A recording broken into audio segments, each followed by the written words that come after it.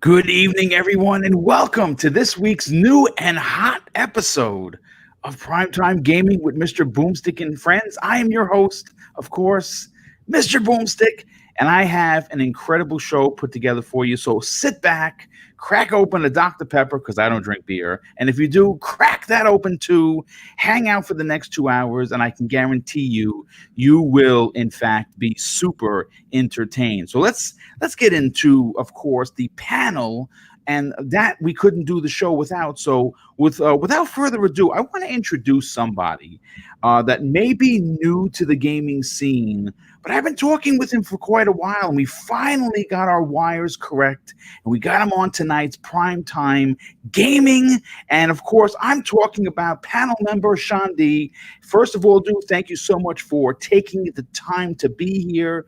And let me just give you a little backstory on who Sean D is. First of all, he is not new to the community, but he has been relatively new to the YouTube scene. So we're going to talk about his YouTube channel later on in the show towards the end, so we can get some views and clicks and, of course, some subs to it. He's been gaming since 1991. Apparently, he is a Sega kid, and of course, one of his all-time favorite games is, in fact, one of mine, Final Fantasy VII, and of course, we have that launching very soon. And you know what? Thanks for being here, Sean D. How's it going, bro? Appreciate it, Boom. Thanks, man. Thanks for having me. It's going really good, man. Going really good. Well, it's a pleasure to have you on tonight's show. We're really interested to get your gaming take on what we're going to be talking about. So let me get into, of course, the rest of the panel. And we're going to go with Tempest Son. Now, this brother of mine, who unfortunately I've never met, and thanks to, of course, the world crumbling at our feet, may not ever do, but I'm going to see if I can hike those trails and finally get to meet him and his awesome family. Thanks for being here, dude. Appreciate it. And what the heck have you been playing? Well, no, it's good to be here, Boom. Thank you very, very much. I've been playing, of course, Phantasy Star Online 2. Oh, that's not a surprise. Not a surprise at all. Yeah, I won't shut up about it. So, yeah, no, I've been playing that. It's everything I hoped it would be. And I've been jumping back into Warzone as much as I can. It's fun. It's fun. So we might even go over, we might go over topic, have a topic tonight about it. So, but yeah, no, that's what I've been playing for now. And just this coming week, we have Resident Evil 3 coming out. So I'm looking forward to that. Yeah, absolutely. That's we're gonna talk a little bit Resident Evil, not getting the best reviews, but not for because the game lacks quality. I think the length of the game is something that a lot of reviewers are having a problem with. But again, because I'm the old bastard in the room, I can tell you that in 1999, right after the successful 98 launch of Resident Evil 2, Resident Evil 3 came out, and many of the reviewers back then had the same exact problem with Resident 3. The game was great. It did a lot of new things that the series has never done before. Graphically, at the time, it was phenomenal. And Nemesis, it was one of the best new characters ever created for the Resident Evil franchise. But a lot of the reviewers, many of the big ones who no longer actually review games because those print magazines don't exist, complained about it feeling like an expansion that should have been $20 or $30 instead of a full-fledged game. A lot of those complaints from 1999 have unfortunately made their way into 2020. And you know what? I don't have a problem with it because I'm such a fan. And you know what? It is running on the RE engine. It looks phenomenal. The game is scary as always. You played the demo. I played the demo 7 times and could not get enough. So I'm excited. But let's introduce the next panel member. Of course, you know him as our resident Cape Crusader who did, in fact, answer the call when the bat signal went up. Cybernox, welcome to the show. Hello. Nah, I'm just kidding. What's going on, everybody? It's Monday, man. Bruce Wayne response. It's primetime gaming time. Let's go. I'm hyped. We got Sean D here, first time podcasting with us, man. It's a pleasure. Got my brothers in here too. We got some more guys coming on, so can't wait, man. Can't wait to get to this topic. The chat's here. Let's get some energy going. Let's talk about games, our passion, and get some positivity on the way. Let's go. Yeah, absolutely. And thanks so much for being here. Now, obviously, you know that we are usually accompanied by So Shady, who is unfortunately still feeling a bit under the weather. Hopefully, he will make his triumphant return on Friday's Breakfast with Boom.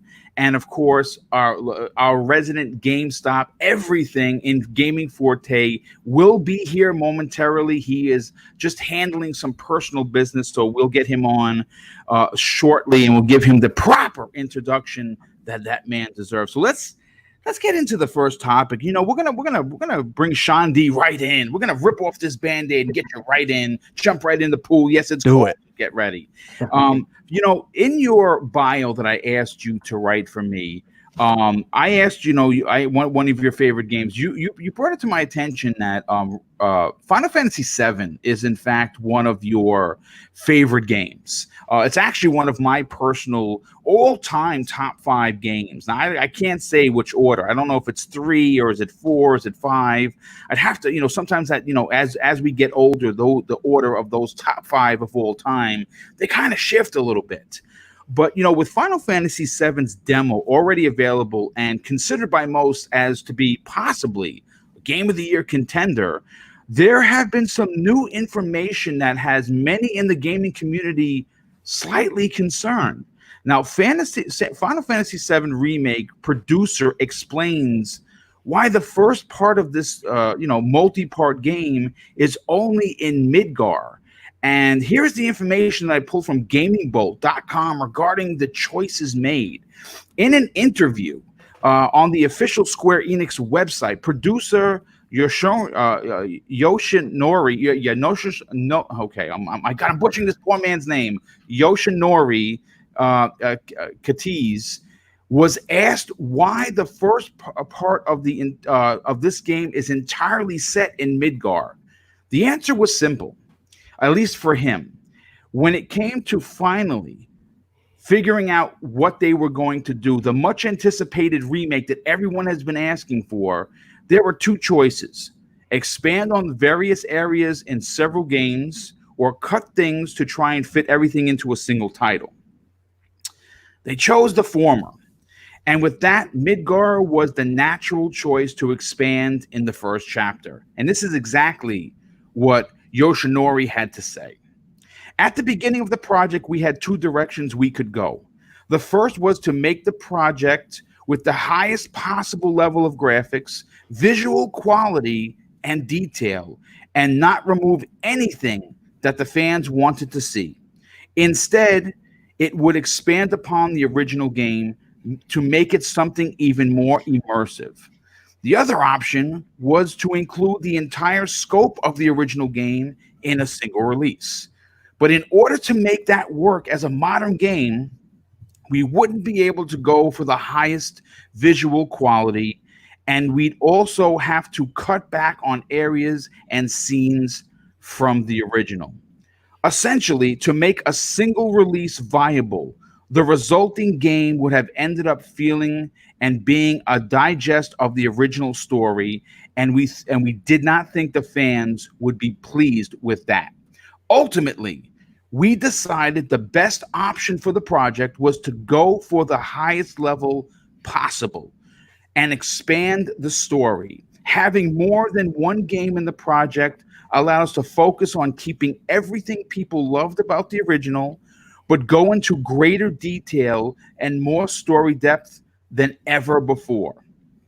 Midgar is iconic to Final Fantasy VII, so we had to start the game there. Okay, so I'm going to be honest with you.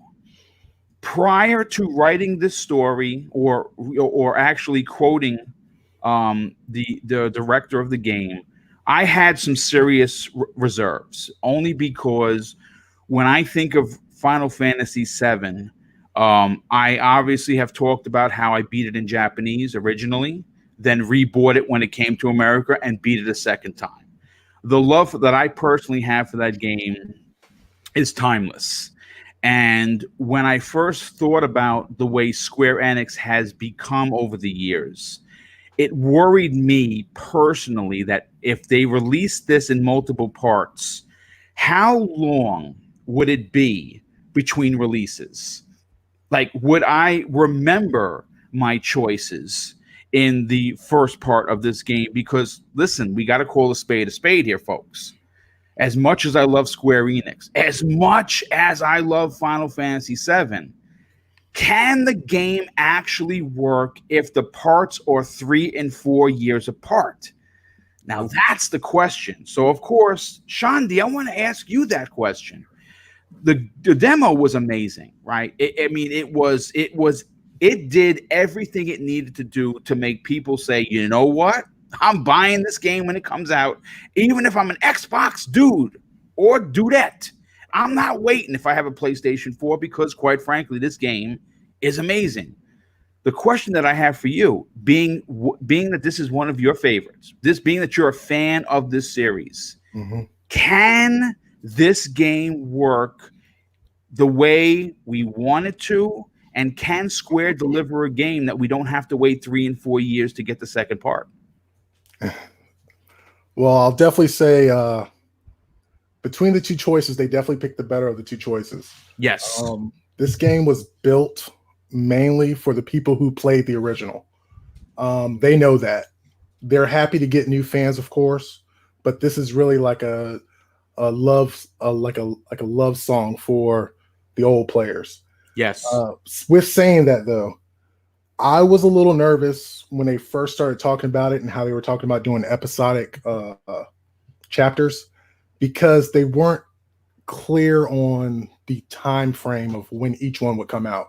Correct. I don't know if coming out with this one and then waiting 3 to 4 years for the next one will be the best way to go about it.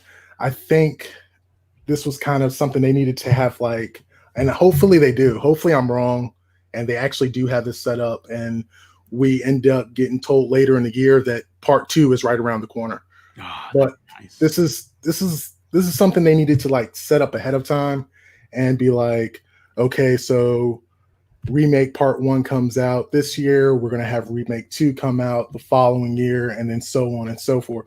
If they do it like that, then this works perfectly. Like, it's fine. I think everybody can wait 6 to 8 months for the next part.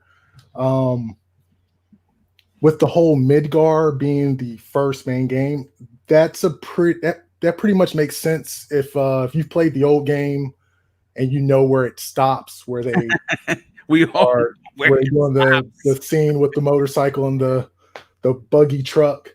That's like a perfect ending point. It is definitely a cliffhanger of epic proportion that could, in fact, close out the game, giving you the oh shit moment, pardon my French, but also making you moist, if you will. So you know your anticipation is through the roof for the second part. But with that being that stop point, the problem is like you were saying, will this be a 40 to 50 hour campaign? It could be for somebody like me who has to play every single thing they can do everything in the city, look in every corner. But for your average player, it's probably going to be about a 20 to 30 hour experience. And I don't know if the $60 price point is where they would want it. Maybe they should have shot for like a $40 price point. If the game is only going to deliver a 20-hour to 30-hour campaign. And the reason why I say that is because this is still a remake. Though they're going to go into new stuff and further delve into, like, I know they were talking about Hojo is going to be a bigger part in the beginning versus how he's more of a character that you find out about if you decide to look into him in the original game. I still think that maybe they should have shot for a $40 price point, maybe. And hopefully, like I said, that the releases are within a year to year and a half apart from each other. I don't know if fans really want to wait around for 3 to 4 years, I mean, it could be like 4 to 5 games off of this.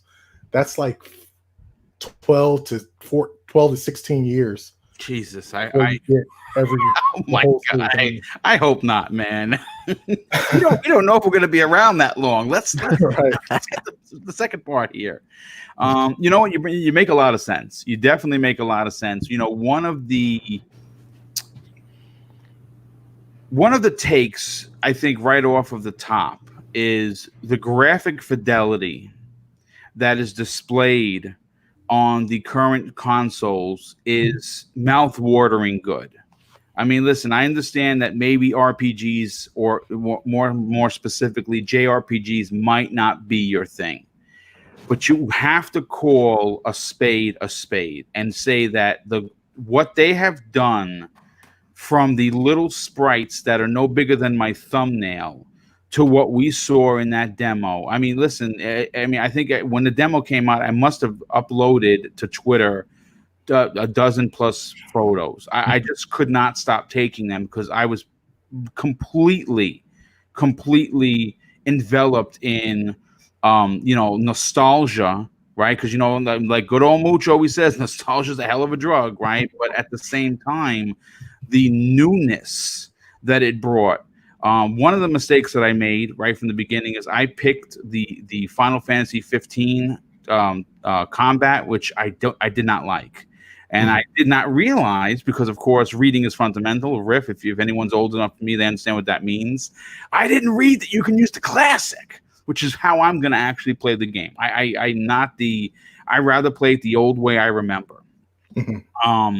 But it's you bring up some really good points, because like I said, Square notoriously delays games. I mean, I think this was first shown at E3 15, I think it was. Yeah. So we're talking 5 years later, and we're only getting Midgar. So you know what? Let me bring in Tempest Sun on this. But before I do, I have to thank Noom Sabat 45 drops a $5 super chat and says this: D-Batch just posted a video about a PS5 price being leaked at $399. What are your thoughts, Boom? Well, listen, I am going to say this. Based on the differential in power, and we're going to be talking about that a little bit in the next topic as soon as we get Forte in here, on how Sony's how the PS5 versus the Xbox Series X is significantly different in power. If it's $399, that's great for a lot of people. That's great for me. I think that we're in a particular climate in the world that we never saw coming, and I think $100 less console could help Sony sell a lot of those units. There's no doubt about it. I just got to be honest with you. I have real suspicion that it's not 400. And the reason why that is because their heatsink problem, it has to be addressed. Otherwise, we're going to have a red ring of death. Instead of for the Xbox brand, it's going to be for the PlayStation 5. We have no idea what the console looks like. I have a feeling that they don't even have a final build yet. I know that they're saying, don't worry, it's coming out 2020. Here we come. I'm just not confident. So if it's 400, that's awesome. But I just don't think it is. That's just me, man. I got to be honest. But Tempest Sun, you're first of all, I don't necessarily know what your affiliation is with Final Fantasy, but I would imagine that it has to be something of an epic proportion, simply because PSO may not be Final Fantasy, and it's a totally different game from one to when you're comparing apples to oranges. Yeah. But it's still a JRPG.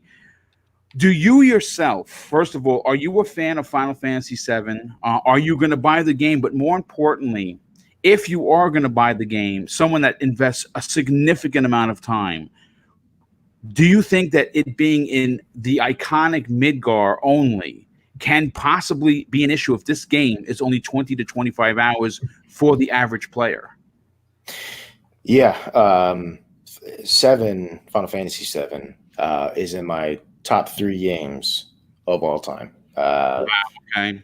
So yeah, no, it's I initially said I wanted to wait I my favorite ecosystem is Xbox, so shoot me. I like the controller more, all that stuff. And Bang bang. yeah, bang bang dead. So, and I know it's going to be coming out a year later to Series X. So knowing that, I had the full, 60 frames per second, native 4K, maybe ray tracing. I had all that stuff going through my head. But when they started showing more and more and it got closer and closer, even my wife said, she's like, you're not going to be able to wait. You have to buy that. So I'm like, yeah, I know. So, I'm going to get it. And because I am going to buy it and then probably double dip when it comes out again, if it's good. Back in 2015, I was very, it's just one of those things that you love so much. You don't know if you want them to touch it. You know what I mean? You're always nervous of what they're going to do to potentially crush your dreams. Same thing with the other, probably in the second place for favorite game of all time is KOTOR. There's news that might be being remade. And that one itself has me almost terrified because I think that game is literally perfect. So just like that with Final Fantasy VII, I was worried about it. And as soon as they started talking about episodic or multiple games, I was like, okay, the original game was 3 discs, right? Mm-hmm. Yes, it was. Yep. And the third disc, you could almost end up spending more time on that disc than the previous discs just because you had the world was at your fingertips. That's when you could you could breed your chocobos, you could go beat the ultimate weapons, you could go do anything. You could get the best weapons in the game. I mean, that's when you could really go ham and just do whatever the heck you wanted to do, even though on content-wise, technically, it was shorter than the other 2 discs. I just thought the first game, this remake, would be disc 1. Then you would think it would be disc 2 and then disc 3. So when I heard that it was just Midgar, super, super, super big red flags just started going off. And I kind of expected, like you just said, 25 hours for like the normal playthrough. I kind of expected that's like the most they could possibly stretch just Midgar out. And the developers are saying it's like 50 to 60 hours. So I don't know. I think it's a stretch on what they're saying. I think that they are. This is completely hypothetical. I'm not speaking for anyone at Square. Yeah, I'm saying that when you look at a game with the scope of Final Fantasy VII, right, on those 3 discs, the only way I could understand what they're saying. And I'm hoping that this is the way it goes, that they have expanded upon the story. Like Resident Evil 2, right? There were parts of Resident Evil 2 that were from Resident 2, but there were some parts that were not there in the original. Yeah. Now, I agree with you, but now when you break it down, Resident Evil, each campaign, the first one, if you don't know what you're doing, you got to figure out the puzzles and stuff. You're talking about like a 7-hour experience. And out of that 7 hours, new content was about a half hour. It was about 30 to 40 minutes, depending. Yeah, you're right. You are right. So I want it to be good. There is no existence I want to be in where this remake isn't fantastic. Trust me. But there's some glaring questions. I'm hope that my worries are just completely unfounded and it's like a perfect game. If you just look at it on paper, why stop at Midgar? This is just my conspiracy theory. This game got reset midway through development, kind of like something like Anthem or and Mass Effect Andromeda. They had issues. Somebody new came in to take over. If I'm going to be honest with you, I just feel like when they started kind of remaking the game again, I feel like they just said, let's just do Midgar. Let's just do Midgar, have that place be perfect. We'll worry about the rest because we're on a time limit or a time crunch here, which makes sense. I mean, when I look back at Final Fantasy 15, that game, that was quote unquote in development for a decade. Yeah. Yeah. And what we got was 8 good chapters of that game where near the 8th chapter, The sky was the limit. It was the open world game we were sold. The second you go into the 8th chapter, there was 14 chapters in that game. The second you pass chapter 8, to me, the game turned into a complete freaking mess. A complete mess. And it was, this is just my opinion, it was horrible. And then the last chapter was so bad that they had to go and make adjustments to it. They had to fix it with DLC. They came out with like 4 or 5 DLCs that kind of explained more of the game because the final chapter was so terrible. And when you kind of look at it, they probably ran out of time. They had all these grandiose plans for the open world. They could have just kept going with it, but they're like, oh crap, we have a story to tell here. So chapters 9 through 14 are outrageously rushed, you know? So maybe they wanted to avoid something like that, but I don't see why they couldn't do disc 1, make it even a little bit more of a linear experience. Because when you're playing Final Fantasy VII, you don't do too much running around here, running around there. You almost do kind of save that for the 3rd disc, to be honest with you. You do most of your exploring on that 3rd disc. Yeah, exactly. I would agree. So what I would do, now I'm no developer, but what I would do, make disc 1, make disc 2, make disc 3, even though it's the shortest as far as the actual story goes, it's the shortest of the 3. You can just take all the previous areas from the other games, put it in disc 3, put it all in one package, and then let you just explore all these areas that you've already developed and then go from there. That would have been perfect to me, but stretching a 5-hour to 6-hour experience into quote unquote 50, 60 hours, is it even the same game anymore? Like, honestly, you know, it's just, and then D from, sorry, I forgot the first part, but D, he said it perfectly. It was like, how do you continue on? Is this a year later you were getting the next one? Is it 2 years later, 3 years later? Yeah, you know what? You're asking tremendous questions, and I have to be honest with you. When pressed during the interview, they were extremely coy on talking about what was going to happen next. They wanted, you know, they kept referring to wanting to put out a product that the fans would like. And listen, I got to be honest with you. Mm-hmm. I applaud that. I applaud them taking the pride and the level of seriousness, because this is a game that, in my opinion, has gone through generations.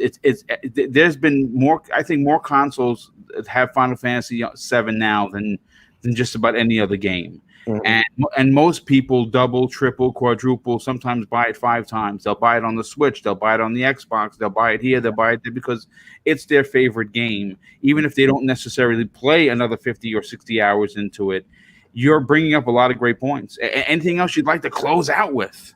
No. I talked enough. I want to hear what Cyber has to say. Well, let's bring Cybernox on in here now. Tag me in, Coach. Yeah, well, I'm actually gonna tag you in, and I'm gonna let you, do a camel clutch on somebody that we're beating down right now. We're gonna keep those titles. My thing is this: Final Fantasy VII is an iconic game. The name itself holds a significant amount of weight, but according to the article, Cyber, it's logical that Midgar, being what it is to so many people, would be designated as a strong Act 1 in the original PlayStation release, and introduces you to most, again, quote unquote, most of the main characters. But though Square has yet to clarify, and this is where we get into the weeds here, how many parts will encompass Final Fantasy VII Remake. So whether this thing will go on for 3 more entries or 7 is anyone's guess. But listen, April 10th is going to be here, and I know that everyone has been watching the trades and, of course, social media. They're shipping it early. They're shipping it early with the hopes that it doesn't get delayed in shipping. So from what I understand, some people are actually playing it right now as we speak, which is pretty dope. But listen, before I get your point of view on this, I just have to thank Face23 BKNY for the outstanding and very generous $5 super chat. And he says this: PS5 and Series X will run games at native 4K 60. I think that's both consoles will handily do that. Quantum Era, which looks very good, by the way. Devs confirmed that their game will run 4K 60 with on the PlayStation 5. How will casuals differentiate the two? I don't know, man. I think there's going to be a lot of the marketing is going to play a big part. Whether or not one gets delayed and they're just not saying is another issue. You know what? All I'm going to say is tomorrow's special edition, Tuesday edition of the Xbox Factor podcast, where not only am I going to be co-hosting with my tag partner in Zemi Games, we're going to be accompanied by Insipid Ghost as well as Mr. Badbit. Both. So it's going to be a great show, and we have a huge PlayStation and Xbox topic regarding what would happen if someone was delayed or not. So tune in tomorrow at noon for that. But Sikio Yumi drops a $2 super chat. Thank you for being here, and of course, thank you for your outstanding generosity. I'll play Final Fantasy VII remake on remake without the jet engine noise. That means talk about the PlayStation 4. Yeah, I mean, thankfully, my special edition God of War runs as silent as my ex. It's great. And Noom Sabat 45 drops an outstanding and very generous additional $10 super chat and says, at face 23 BKNY, how will they how will they make it?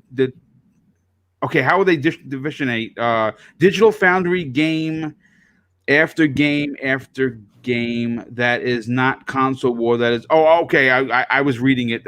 Okay. Basically, what he is saying is that what they're going to wind up doing, and this is Digital Foundry he's talking about, is going to be comparing game after game after game. I think that you're going to see a lot of that. Look, I'm going to say this, and we're not going to talk too much about this because I really want to get Cybernox's opinion on this. Both consoles are going to be great. And I've said this before on many shows that I've guested on, and I've said it on many shows that I produce. Both consoles are going to wow gamers in a way that I don't think we've ever been privileged as gamers to be wowed, unless you are, of course, someone who games on PC.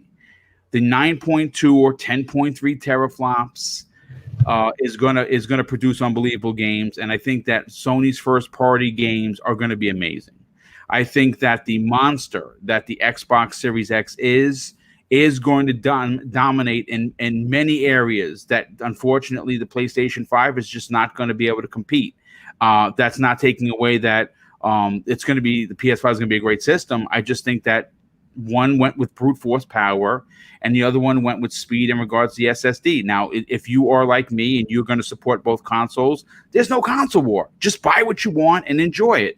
If you have to pick a side because the world that we're living in right now, money is a bit of an issue, and one may be more attractive to you because of a price point, then that's where you're going to lay your head at night. I cannot make that decision for you. But let's get back on topic here, okay? Cybernox, Final Fantasy VII. It's a classic IP. For you personally, where does this game show up? Are you someone that is not going to wait for the year when it comes to the Xbox Series X in April of 2021, or is it a game that does not hold that much weight for you and you're willing to wait? Well, first of all, I think somebody might scream into their pillow right now because I've never played a Final Fantasy game ever. You're getting booed by everybody. I'm sorry. Hey, I might be crying too after this. Damn. No, but I haven't played. I know the demo came out. I want to try the demo, and from what I've seen, the game it's just amazing. Graphically, it looks amazing. And I've never been a Final Fantasy fan, just because I'm not a turn-based. I don't like too much turn-based games. But from what I've seen and from what they've done to this remake, where it's more action. They kind of hide the time base that you do when you slow things down. You're kind of slowing things down, switching between characters on the fly, and they do a nice little trick or a nice little illusion, let's say, or immersion there that they that was actually appealing. The demo looked fantastic. I will say though, for this episodic uh, format that they're going with, I'm just not sure how it's going to pan out, how it works out. We know it's a year exclusive on one platform, and then what happens? They wait another year after it comes out on all the other platforms before they release the other game. We don't know when it's going to come out. And from my experience with the Telltale games, it just, there's something about it that doesn't work for me personally. You're Okay, you're all right. intrigued, you're intrigued in a story, and then you wait forever for, you know, and then when the second episode comes up, or something else comes up, you have to remember, oh yeah, what happened here? What did I do? What I just don't understand. Like see, Cyber, to your sorry, to your point, I mean, with Telltale games, that's just a couple months spread, and it's already like that. Imagine 2-3 years possibly in between games, you know what I mean? Exactly. And it looks like they've done a tremendous job on this remake, right? Graphically, it looks gorgeous. It looked beautiful. The gameplay, the mechanics, everything, to me, it's looking like a modern action RPG, you know? What I'm going to be honest with you. I'll let you continue in a second. What I appreciate about this game, what I absolutely have to give everyone involved credit for, is like Final Fantasy 15 is. I bought it. I bought the deluxe edition. It's just not for me, right? Like, I don't like the action-esque, if you will. It's because I'm an old school cat. What I really appreciate, and maybe this is why it's taken so long to get us this version, they have allowed different perspectives. If you want to use the old school Final Fantasy turn-based RPG, practicality, if you will, like me, that's how I'm going to play. It's methodical, it's slow. I understand that, but at the same time, when you start getting into the materials and stuff, all I know is this: I cannot wait to see what they did with Hades, because that was one of my favorite. And that Knights of the Round, or the two Knights of the Round before, I think, was like 9 minutes to get the spell out, right? This one is going to be like 3 hours, like, to get the spell out. So I'm very happy that they took the time to allow for, if you are a new school Final Fantasy player and you like that fast RPG, element that you get in, of course, Kingdom Hearts 3, and you get in Final Fantasy 15, it's for you, right? You can play that game. But if you like the turn-based stuff, like the old school OG guys like me, we have that there for you too. Right. And like I said, the game, the mechanics, everything looks incredible. It's just this format. And it's kind of like what Sean D has mentioned, I think Tempest, and you as well.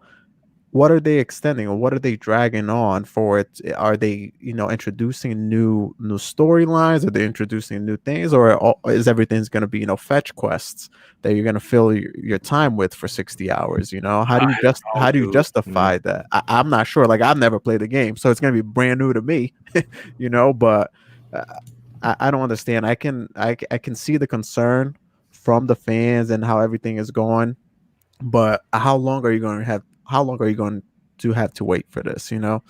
That's just my take. I'm for the game. The game looks incredible. I'm not, it's not my top priority, but yeah, it's just one of those formats that I'm no longer, after I experience everything with Telltale's, like, it's not for me. But once the collection comes out or something like that, I'll definitely give it a try.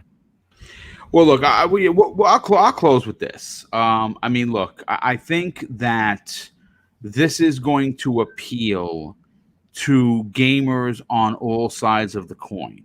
I am going to say this: if there are a lot of people in this chat, and a lot of people that that come on to the, of course, to the chat of the Xbox Factor podcast, that support only one console, and I think it's very unfortunate that Sony got locked in a year deal. I mean, this is something that they're notorious for. They did that with the Destiny DLCs and stuff. We saw Microsoft do this with Tomb Raider. There is a potential that this delay could hurt sales, for the Xbox crowd. It also brings up an interesting point.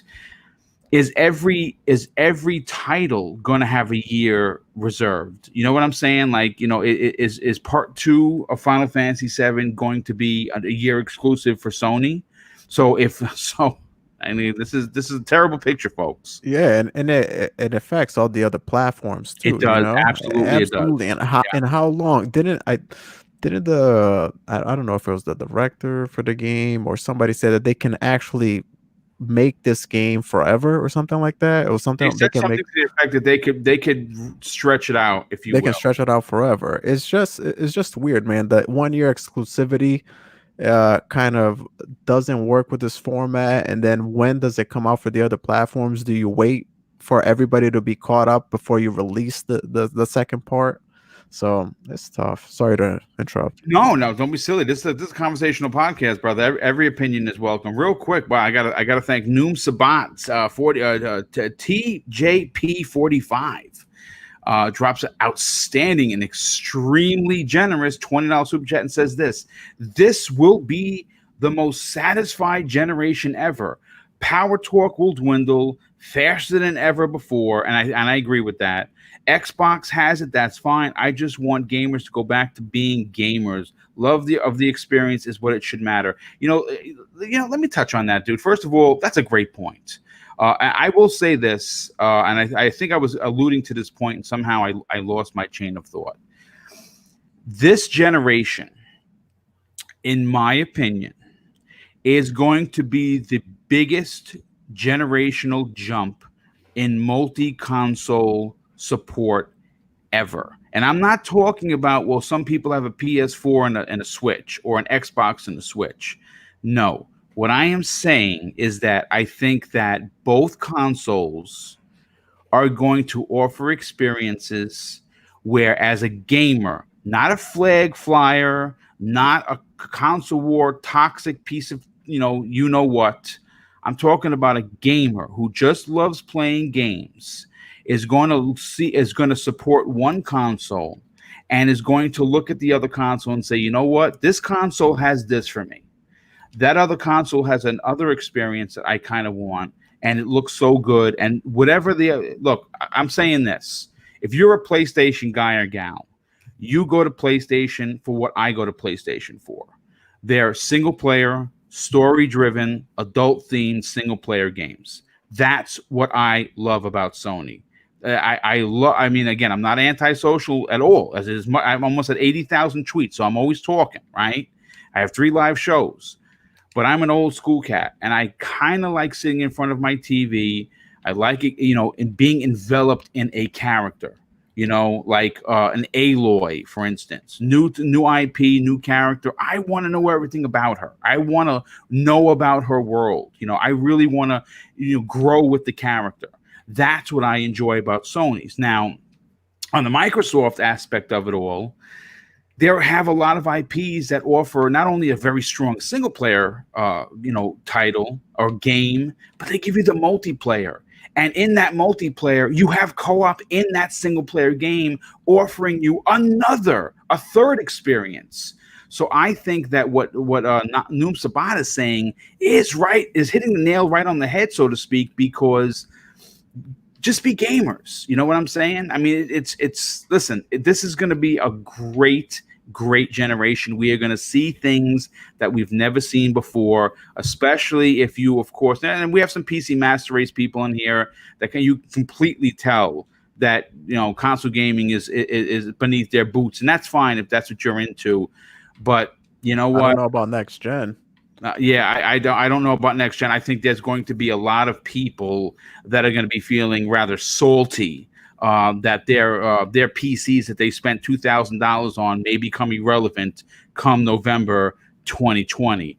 But let's move on, of course, to the next topic. Now, here's the thing. I saw this article and I thought it was a little strange. So because I enjoy strange and because I thought that it would bring a good conversation, Let's bring this up. Sony wants playing PlayStation 5 games to be as quote unquote as easy as Netflix, making start playing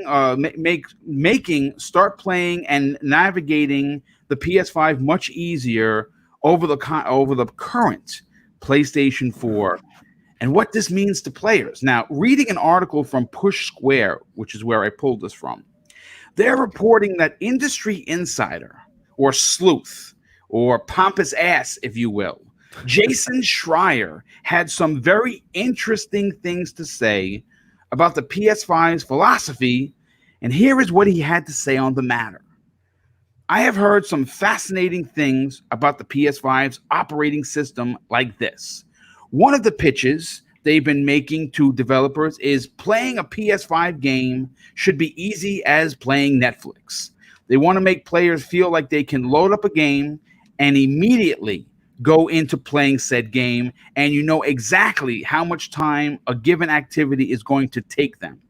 Schreier goes on to state that the Japanese giant wants people to feel more inclined to play games in short bursts rather than waiting until they have a handful of hours to spare. That's weird. I got to be honest, but let me continue. I'm all about speeding up the game, right? That getting from starting your console to connecting your controller and pressing start in God of War 2, I want it to be as fast as possible because I don't like loading, right? And, you know, the PlayStation 5 is going to load games apparently 4 to 8 seconds faster than the Xbox Series X. And obviously we've talked about it, you know, briefly about how the Xbox folks wanted brute force. They're giving you the maximum power you could possibly have. And there's a lot more to than just T-flops. As a matter of fact, our good friend Colt Eastwood just dropped a tremendous video talking about that, and I'm gonna actually, I haven't had a chance to watch because I was finishing up today's show.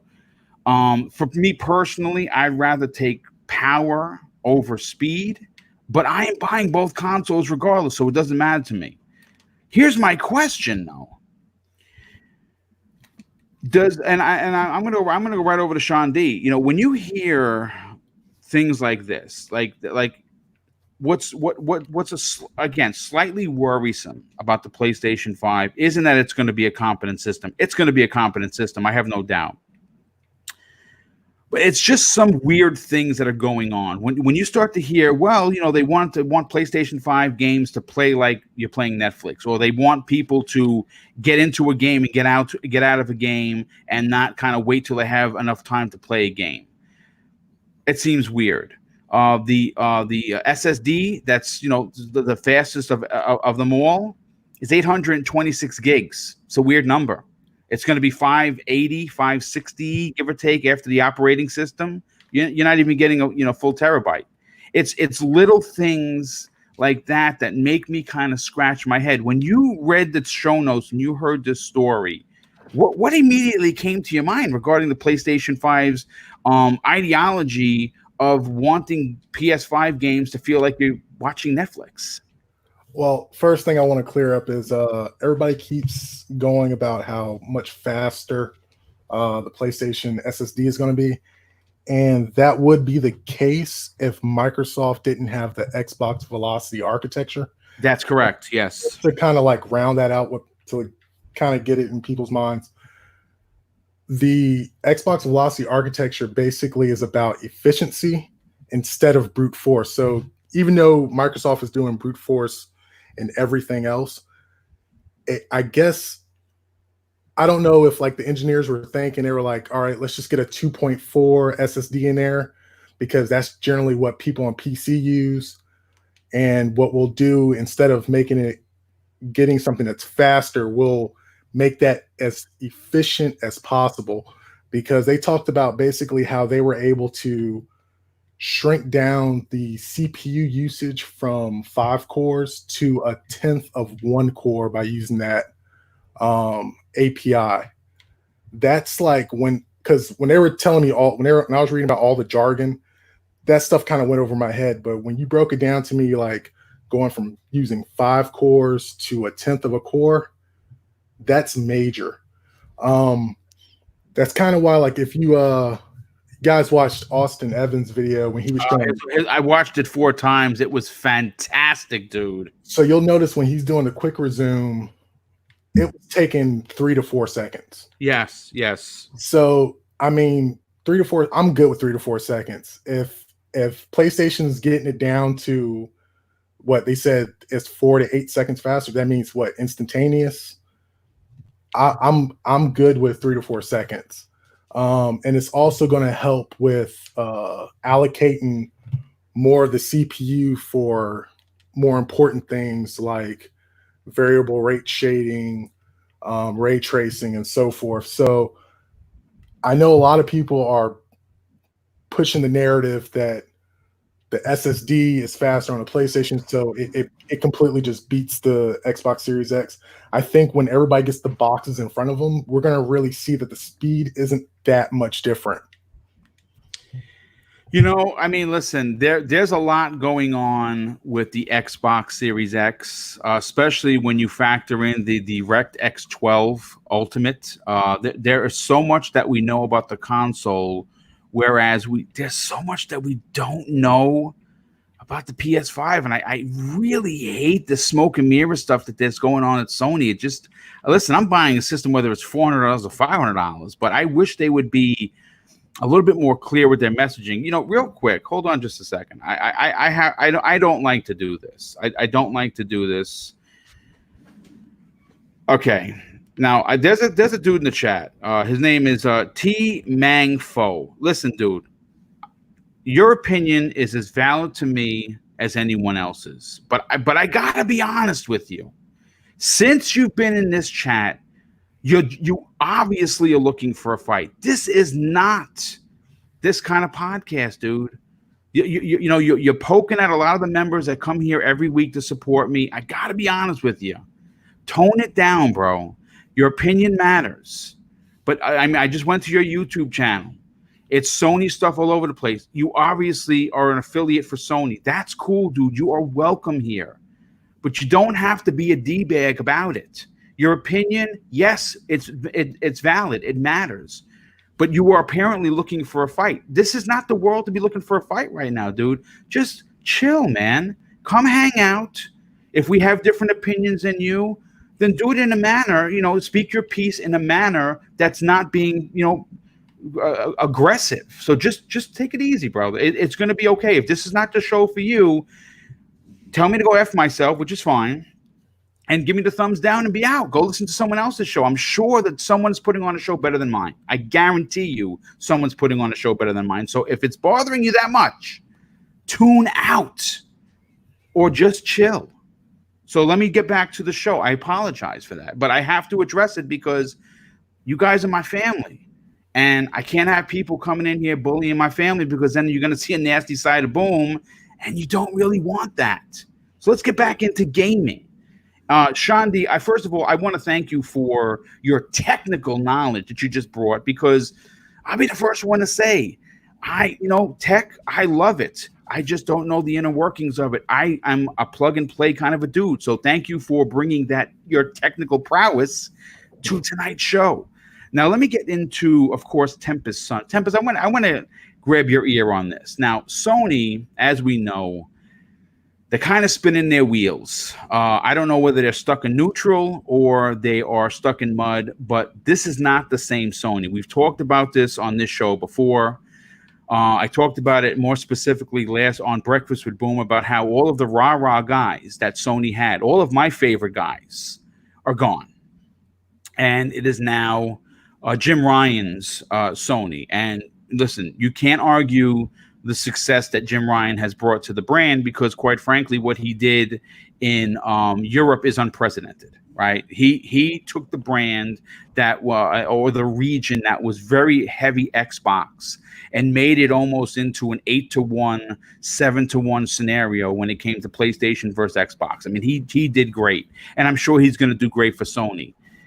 But the messaging and the marketing is off right now. It seems out of whack. And when I start to hear stuff like this, even though I don't like Jason Schreier, I will quote him. And I will continue to call him a pompous ass because that's what he is. You ever heard him talk? He's very arrogant, and I don't like arrogance. And I understand he wrote a book, and it's doing very well for him. And he is a very, very tremendous force in the industry for getting inside information. Take nothing away from him, but the way he talks to people, not a big fan of it. So that's why he will still never be someone that I look up to or would want to mold myself after, so to speak. This is strange because and again, I got giving the guy credit. When he talks to these people, they're willing to give him information that maybe some other places don't get. So when he's told that the PlayStation, that Sony wants gamers to not spend a lot of time playing their games, only in spurts, and they want their games to feel like they're playing Netflix. What does that say to you, dude? That's I don't even know what to say. That's super weird. Like when I first read this article comparing it to Netflix, we might say Game Pass, the Netflix of gaming. Really, all that means is it's just a huge catalog of stuff that you can play. Saying he wants it to be as easy, I'm like, when's the last time Netflix was easy? Because as far as I'm concerned, their UI up until maybe just recently has always been crap. Like half the time you can't find anything you want to watch. It's always been a mess. I've had Netflix since like 2010. It's always been a mess on almost every platform you decide to use it on. So that was just strange to me. I didn't even know he was really taking it more on like the gameplay side. Like they expect their fan base to just play games for an hour or two and then just be done. Short bursts. To me, it's just strange. It really is. That just doesn't make sense. I mean, my favorite game on the PS5 took me well over 100 hours to beat, and that was Persona 5. Every one of their first party games are lengthy. You got a PS5, bro? Not PS5, my bad. I wish I did. What do you mean you're holding out? Yeah, so my PS4. But yeah, just all of their first party games are pretty lengthy, and I do have to give them credit on that. They are pretty lengthy. So the messaging is so screwed because earlier, like last year, I think it was, or maybe 2018, they said they were going to focus on the hardcore. It's going to be the hard. Remember that? Yeah. Hardcore console. What's hardcore about playing your games in short bursts, right? Not only that, they wanted to say they were going to make fewer first-party exclusives and take more time on them, which is great. I mean, you're going to get better games because of it. So, I mean, it's also less games. So I just don't see where this comparison is coming from. It makes no sense to me, but, I'm not the PR guy at Sony. So what do I know? But anyways, that's it. No, I mean, listen, you bring up a great point. I mean, look, let me just say this. As I've already spoken about, I'm buying both consoles. Like, I kind of really want to, drive that home, so to speak, because they'll get someone and be like, boom, hates the PlayStation 5. Yeah, it's not true. I have questions. Right. I will say this though: Sony's ideology as of late seems more like an excuse for the lack of power than anything. And there are so many unanswered questions that Mark Cerny either shied away from or outright did not discuss. And what I'm talking about is the PlayStation 5 going to have VRS? I don't know. Huge deal too, yeah. Right? I don't know. Is there a smart delivery system? I don't know. I don't know because they didn't talk about it. Is there a quick resume? Is there a quick resume? We know they're not going to have DirectX 12 Ultimate, so they're going to have to go in a different direction. So it's just strange to me, the route that they have gone. And of course, talking about the route that have gone, this is Gaming Forte finally finding his way home. Gaming Forte, welcome to the show. What up, though, man? What's up? Well, I guess I'm kind of essential after all. You absolutely are, man. Listen, the car was stalled on the side. We didn't have the gas. You're the gas. What's up, man? Nah, man, just dealing with the Monday stuff for work, and then I find out that we officially go back to work tomorrow. So, Oh, boo. Yep. Right back to it. Well, not all stores, select stores, but yeah, of course I hit that. Of course, I hit that lottery. Well, listen, I hope that my store that I paid for completely paid for the Resident Evil 3 Collector's Edition is going to be there, so I can pick up my Collector's Edition. Because if you're in New York, though, right? Yeah. Y'all completely shut down, though, ain't y'all? We are. Yeah, we sure are. So, well, your stuff will be there. I will tell you this: pretty much all those games are delayed for physical copies. So. Oh, okay. Well, we'll eventually get it. Yeah. Yeah, you'll eventually get it. Like, if you I will tell you people like this: if you got a physical copy, if you got just a normal version of the game, you're almost better just digitally downloading it, because by the time your physical copy gets there, it might be a week later, because pretty much UPS has been shut down in some areas for a while now. If you got collector's editions, those will still ship to you. If you want to wait for them, you can, but it just comes up to if you want to. But that's just a little inside nugget. So that stuff just all the way up to Final Fantasy, basically. Final Fantasy might get delayed for like a week, but it's pretty crazy out here, man. But I'm just happy that everybody's still good. Yeah. Well, at the end of the day, it's all about safety, right? And more so than safety, it's all about family. It's how taking care of your family and making sure that they're safe, and especially if you have kids, to make sure that kids stay at home. Yes, absolutely. Oh, yeah. No doubt about it. But listen, you know what? You came in the right time, because we were talking about some weird Sony stuff about how Jason Schreier was talking to some Sony insiders that he knows, and according to the sources, they want Sony's PlayStation 5 games to feel more like playing Netflix, meaning that they want you to go from pushing a button to playing. Okay. And the way that the story was written is that they want players to play their PlayStation 5 games in short bursts rather than waiting to have a bunch of hours to play. See, and that not only is it weird, not only is it like mobile game to me. I don't know. I mean, listen, yeah, I guess, but just said a dirty word there, man. That sound like though.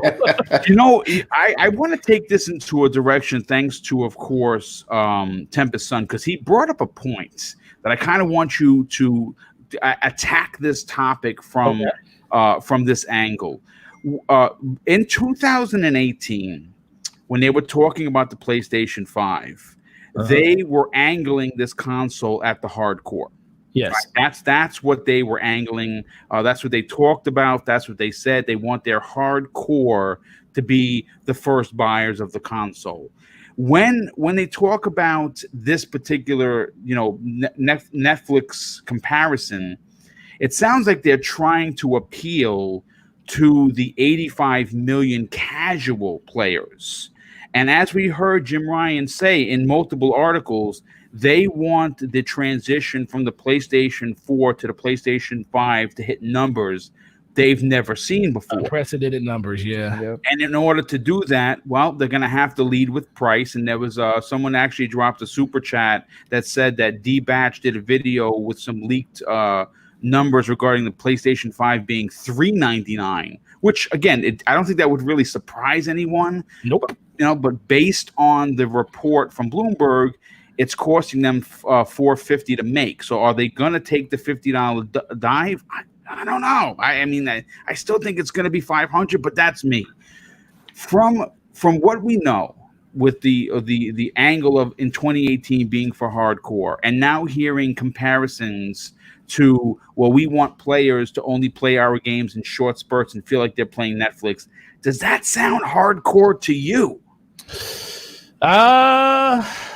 Look, I mean, the messaging definitely doesn't speak hardcore, but there's always two sides to every story when it comes to that type of stuff. Yes. At this moment, Sony is a lot of the stuff that is coming out, Sony really isn't saying themselves. But the biggest thing is it seems like they're ratcheting up the marketing to try to get, like you said, as many of those people moved over to the PS5 as possible. You know, they're looking at the next generation as probably being a longer generation than this one was, because we don't know if we're going to get those half steps in between like we did this generation. I highly doubt it I don't think so. Yeah. With the girth that both of these systems are going to have. So the faster they can get those people moved over, the faster they can start making games like a lot of games only for PlayStation 5.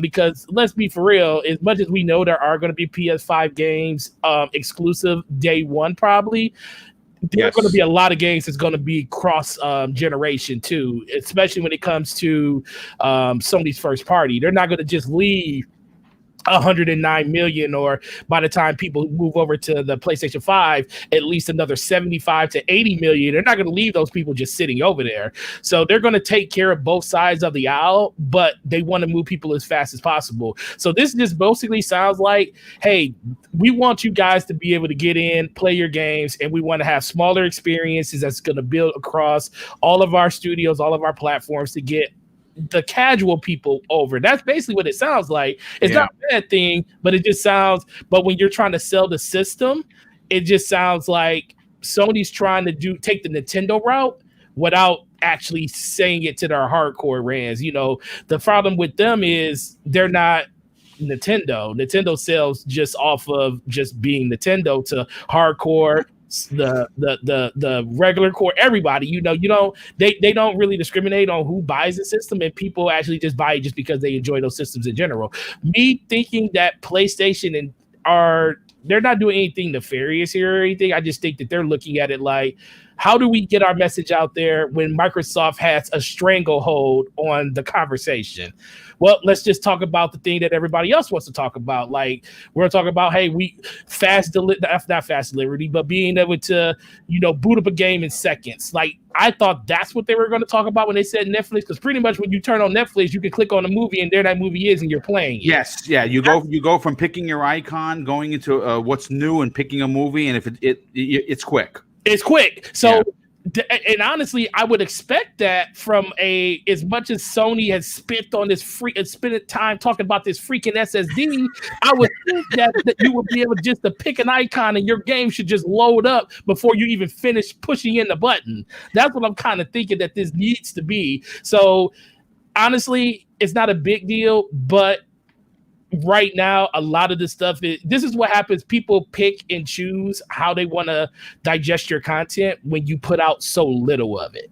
So right now, Sony doesn't have a lot to talk about. So when they do say something like Netflix and pushing a button, people look at it as like, are they talking to the hardcore? Are they talking to the casual? Instead of it just being like, oh, that's a really cool feature. I really wish they would actually do that. But when you ain't got nothing else to hang on to, you're like, who is Sony talking to with this? Because they're not really talking to me. Netflix of gaming is what Game Pass is. That's what I kind of think of Netflix as, not just loading up a game from instant by pushing a button. But Sony's just reeling right now. But sooner or later they'll catch their footing. But I think they're just really trying to find a way to get that 80 to 90 million to decide, I want to get a PlayStation faster than they normally would say they're going to get one.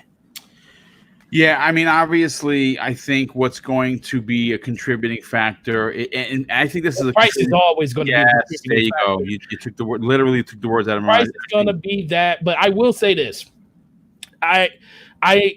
Sony, I don't think has anything to worry about sales. I don't think Xbox has the worldwide appeal to outsell PlayStation. Even if PlayStation comes out at the same price as an Xbox, which I do believe it's going to, I don't think Sony can afford to take $100 hit on it. Right. If Xbox comes out at $5, PlayStation comes out at $5, they'll both just go at it. Even though the Xbox would be more powerful, PlayStation will more than likely still outsell it just because they got bigger world brand. Yes. But the difference is Microsoft will be in a conversation just because they are actually keeping up this generation. They won't sell, Sony may still sell 90 million systems, but guess what? Xbox won't sell 50. They'll probably sell 70, 75, 80.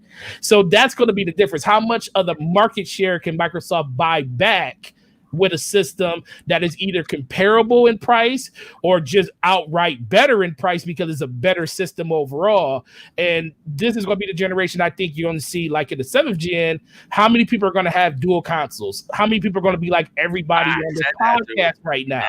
How many are those people going to be out there again? Because trust me, they're going to still buy their PlayStation, but guess what? How many of them are also going to buy an Xbox? And that's what Xbox is trying to do. And I think Sony is trying to start a conversation to try to wing that before it gets started, because as much as they don't, as long as you buy their system, they still don't want you buying the other person's system, because if you start seeing that the games, the third-party games are better on the Xbox, that takes that 30% cut that Sony usually gets on those third-party games, and that goes to Microsoft at that point. And Sony doesn't really want to lose that big of a market share to third party.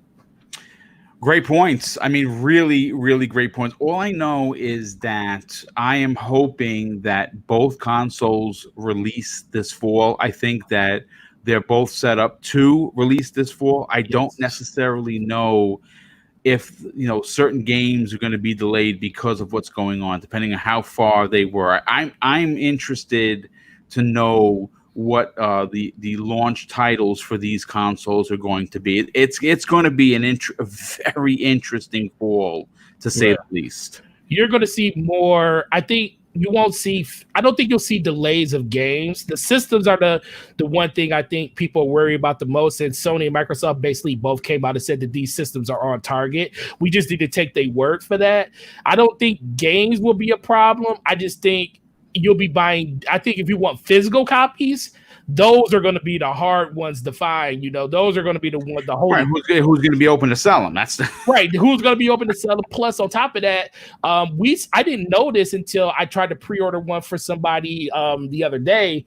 Final Fantasy, you can't even pre-order that game no more because Square Enix came out and said that Sony cannot manufacture enough discs to actually print the game. Okay. So as of right now, that's why they're not taking pre-orders on the game anymore. You can only buy it digitally if you haven't already pre-ordered a regular version. And they already said expect delays on the game. And I don't know, it was on Twitter, but somebody actually tweeted saying that Sony and Square Enix already confirmed that they're not really holding street date on that game because they don't know when the game's going to show up to like retailers, because it's like UPS shipping is all over the place. So enough to get your hands on a Final Fantasy VII early, Square Enix basically gave you the okay to play it now. Yeah, they sure did. That's a big game too, right? Exactly. Same thing with Resident Evil, and that comes out next week. Yeah. No, absolutely. What's the size of that game? What's the file size? It's got to be pretty big. How many discs are coming? 2 discs? No, I think it's one. I think it's one disc. It's one disc. I think it's like 75 gigs or something like that. Okay.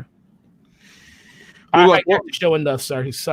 No, that's all right. No, don't be silly, dude. Well, listen. You know what? Again, this is. I'm glad you were able to come in on the back half of that particular topic. But I want to go to, of course, bring up the next topic, and this one is going to be.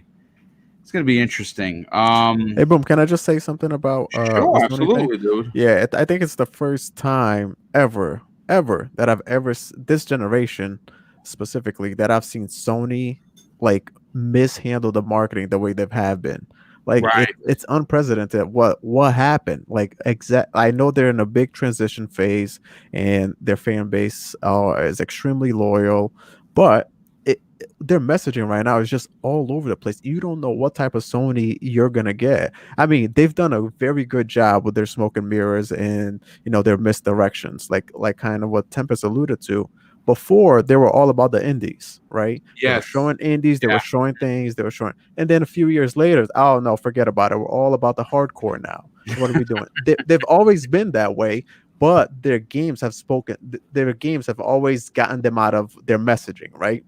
Whenever they say something, people take it one way or another, but it doesn't matter because they can back up with the games that they have on their platform. Right now, they just seem like for this next generation coming up, the start of this next generation, they just seem flustered. Like they don't know what they're doing. And especially with this Netflix thing, like I think everybody here mentioned, when somebody says Netflix of gaming, the first thought that comes into your mind is Game Pass. Yeah, that's what I think. You know, Yeah. but Mhm. and I think they shot themselves on the foot there, because as soon as they mentioned that, I guarantee you, not guarantee you, but in my opinion, I think most people, they made the connection with, oh, they're gonna do something like Game Pass, not playing games in short short spurts and things like that. I don't know, man. The Sony, whatever's going on internally in Sony right now, it's not. I It's don't in think it's flux good. for It's in sure. flux, Yeah. man. Mhm. I don't understand. And I would just say one more thing about this SSD. The SSD, that's all they've talked about, right? That's their core strength. Right. But has everybody stopped and think about, okay, that's the strength that their first party studios are going to utilize, or maybe some exclusives that they might have, because all the third party developers, they had to think about all the other platforms as well. So if they can't utilize the same SSD power on everybody else's console, what's going to happen, right? Like, kind of like what everybody says, one console may hold features back from another console, or one generation to another. So this is the same case on Sony's end. If you install an SSD on if they have one powerful SSD on the PS5, they still got to think about maybe all the PS4 games that they're all going to support. I just, the SSD thing to me is just one thing that's, if they haven't shown anything. The only demo that they've shown was that Spider-Man demo that somebody recorded it off camera. So if I'm sure it's going to be great. It's very, very it's very shoot, I lost the word. It's the technology that they've shown is very impressive, right? With the SSD, the amount of Right. data that's going through. But I think there's a little bit more to that than they just need to show what that SSD can do. That's it. But I think they're gonna have a little bit more trouble with it. Yeah, I'll say this. Sony right now, listen, some people will argue with you and say, and Forte, you and I have actually said this. Well, they're the market leader, right? Like they're the market leader, so they can just chill, right? We both said that, but we both come to the understanding that, yeah, 6 months ago, 8 months ago, 12 months ago, Sony can just chill because they're the market leader. But folks, listen, next generation is going to be here a heck of a lot sooner than most people are giving it credit for. And right now, Sony they seem to be out of order, or out of sorts, if you will, in a lot of messaging and a lot of marketing. And even, I mean, again, a lot of missteps. This look, no one, especially me, is ever going to hear come out of my mouth say Sony is finished. They're not finished. They've had some changes at the guard, and they just seem out of whack. Now, will they eventually get their footing? Absolutely, they will. Is it going to hurt them? I can't say. I honestly can't say. But they need to figure it out. They need to figure out something. And Microsoft seems to be hitting on all cylinders. And you know what? I kind of want to bring up this particular topic. I was going to do this last week, and I just could not get it in the show. The time that I had left, it just would have been a waste. So I'm bringing it back right now. As you can see by the title, X and current developers state the difference between the Xbox Series X and the PS5 are staggering. What this means for Microsoft moving forward. Now, does power matter now that Microsoft Xbox Series X has been confirmed to be the better box when comparing specs? Well, according to some X and current developers, the difference of the two consoles, once again, is staggering. Now, in a story that I pulled from GameRant.com, they are reporting that several developers have spoken publicly about their excitement for the PlayStation 5's new SSD technology. These developers have largely been current or ex first-party developers from Naughty Dog, Insomniac Games, and other studios that are first-party for Sony. But their experience with the new hardware is still noteworthy. Now, another ex-Sony developer is now offering some opposing insight to the PlayStation 5 versus Xbox Series X. And you might have heard of him because he's been real popular on Twitter, especially with the toxic trolls known as the internet. Chris Grinnell, former senior game designer at Guerrilla Games and SCEE, is sharing something that he heard from other developers that are good friends with him. And here is his quote. I've chatted to a few developers and they have confirmed to me the power difference is quite staggering. However, they have said it doesn't mean you can't make a good game on the PlayStation 5.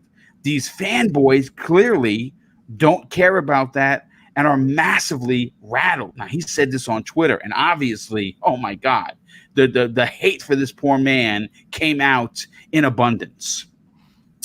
The article also paints a grim picture for Sony's Elite that had inside sources that confirmed that the PlayStation 5 was, of course, 13.2 teraflops. When it didn't pan out, they went with the SSD as the game changer that the PlayStation 5 needed. These are what we're talking about on social media. Now, what's very interesting in this article, they had some very damning things to say about the Xbox Series X versus PS5. Granell comments do reflect the realities of the two consoles' hardware in a way that surprisingly few game developers have spoken about publicly. The XSX, as it's known for short, has a significant advantage in both the CPU and GPU power, specs that have traditionally been used to accurately gauge graphical power. With Phil Spencer saying to Tom Warren of The Verge during an interview on November 14th of 2019, these are two very important quotes that I want to talk about and will make a big difference once fall 2020 happens. If you remember the beginning of this generation, we were $100 more expensive, and yes, we were less powerful. And when we started Project Scarlet with the leadership team in place, the goal of having market success was at the forefront.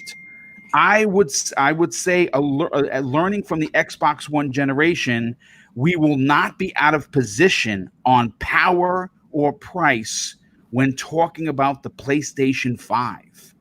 Now, Sean D, I want to bring you in here because, look, you're going to get developers from Sony to say that the SSD technology in the PlayStation 5 is the greatest thing since sliced bread because they're towing the company line. And I would imagine if they polled and talked to someone in Microsoft, they would say that the XSX is the greatest thing since sliced bread because they would be, towing that company line. When you hear outside ex-developers talking about Sony's lack of effectiveness for the PlayStation 5 when talking to regarding the Xbox Series X, do you have concerns that the only thing that the PS5 will bolster is a SSD that possibly loads a game in 4 to 8 seconds faster? Well, first rule of marketing is you got to play to your strengths, right? Yes, of course. When you do a side-by-side comparison, there's not much Sony can really talk about. So naturally, they went with the SSD. I mean, even when Mark Cerny was doing his presentation, he downplayed T-flops. Teraflops, yeah. Yeah, he sure did. Even though previously, before the One X came out, teraflops was the new power card or whatever. But as soon as the One X came out, everybody started kind of downplaying it. And then when the Series X came out, they definitely started downplaying it. And even though they were downplaying it, what did they do during the presentation? They showed that the PlayStation 5 can get up to 10.28 teraflops, even though that's not at its stable rate. That's right. That's the boost mode. Yes, boost mode. So, going back to the question, will be what PlayStation push? Absolutely. Like we were saying earlier, Digital Foundry, when they start doing especially the third-party games, Yes. side-by-side comparisons, you won't be able to deny that the Xbox version is just going to be better. Because even if both games hit at 4K 60, one's going to have ultra settings, PC style, and that's going to be the Series X. Mm-hmm. So the narrative will be pushed to that, and then I'm sure the narrative will be pushed to, well, PlayStation still has the better games, but that narrative might be changing sooner than we think once we get the E3 version of Xbox's show. I watched a video yesterday was showing what the different studios were showing, and they didn't talk about Initiative, and one that they didn't talk about that I think it's going to be like a dark horse is Compulsion. I think Compulsion Games they're working on something that they compared it to be a third-person action adventure that mimics BioShock and Uncharted. Color me impressed and excited. And I think they're going to come out with something that's going to surprise a lot of people. And then you have Playground Games' third game that we saw screenshots of.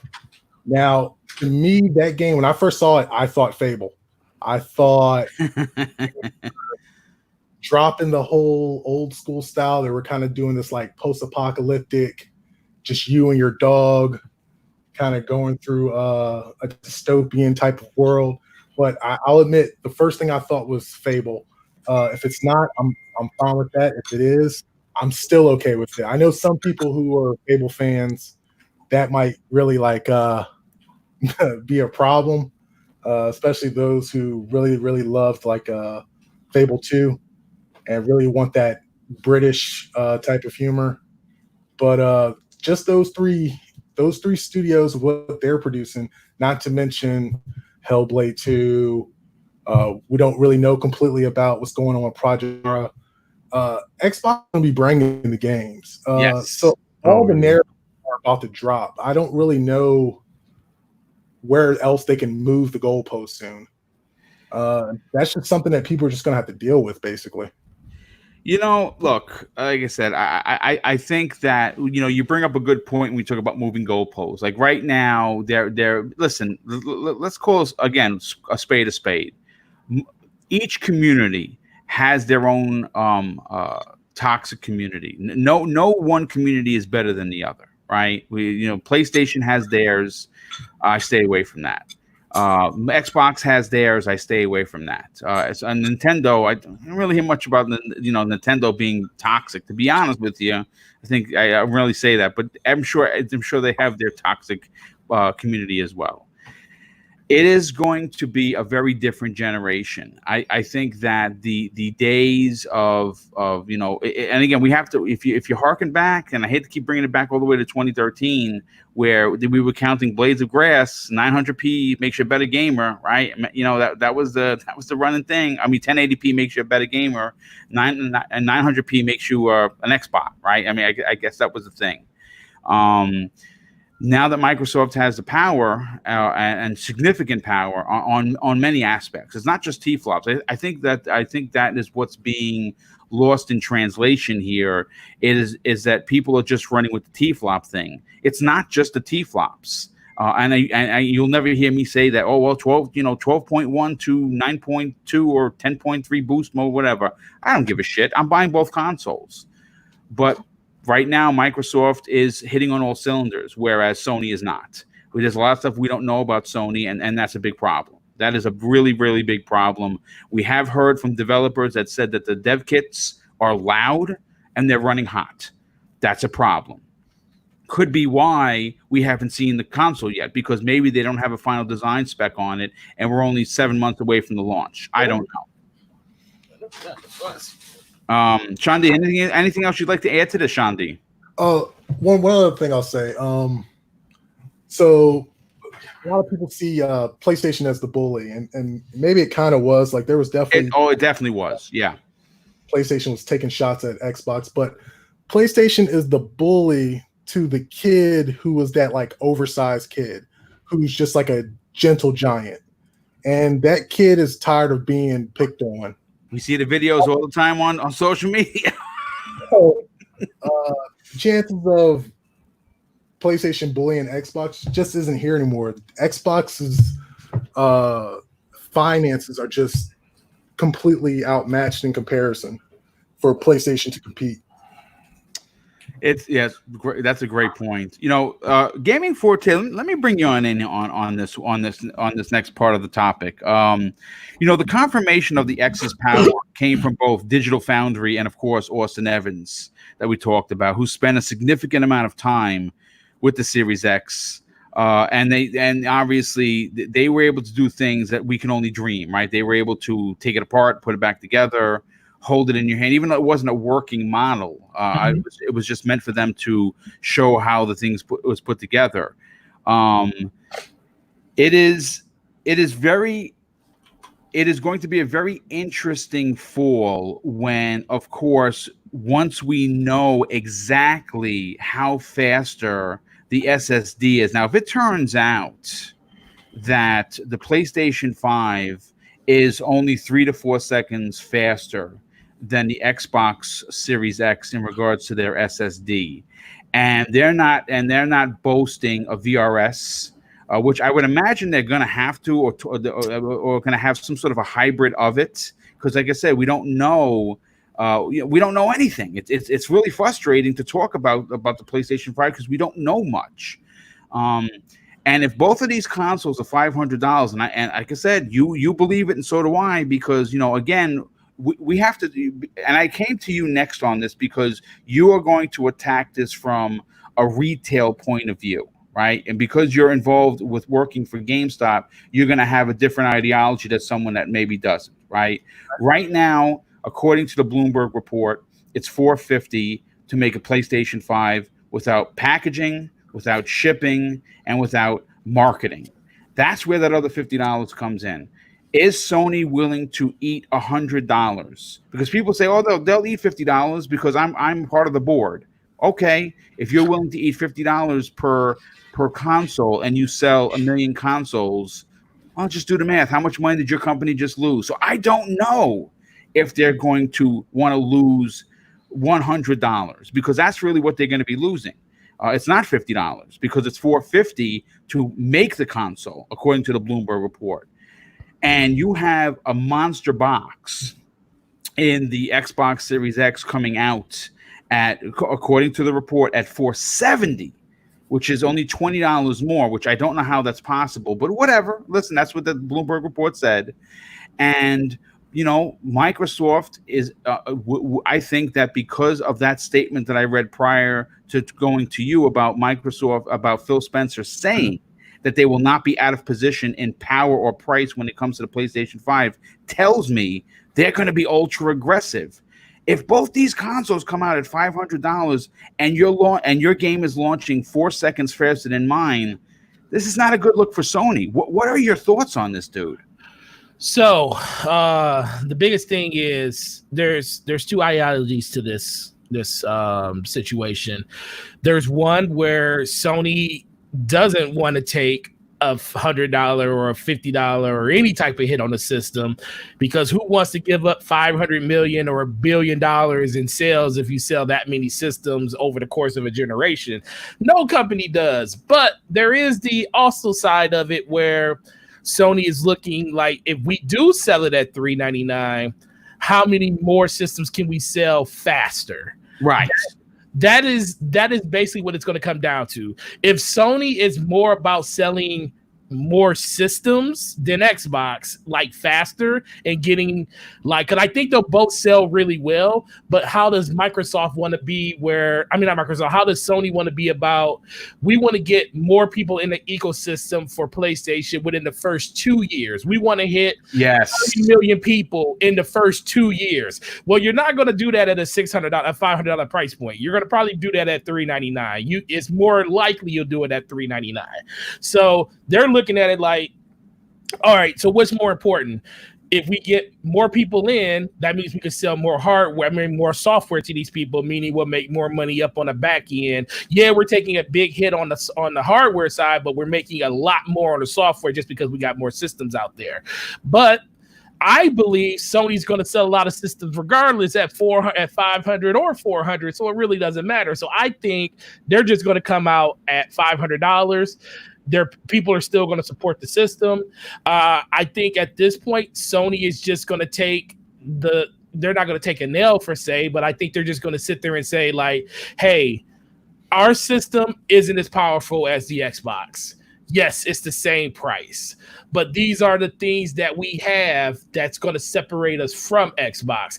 And the number one thing that Sony always has over Microsoft up until this point are games. Yes, that's the thing. As long as the games are still, I don't think they're going to be head and shoulders above Xbox this generation, because even though we don't know what Xbox has coming with their 16 studios, we know that it can't be nowhere near as bad as it was this generation. Everything can pretty much only go up from here. So I think that Sony is looking at Microsoft like they're going to be very formidable this generation. We know we're not going to have the narrative from the hardcore speaking our praises about how great our games and how bad Microsoft's games are.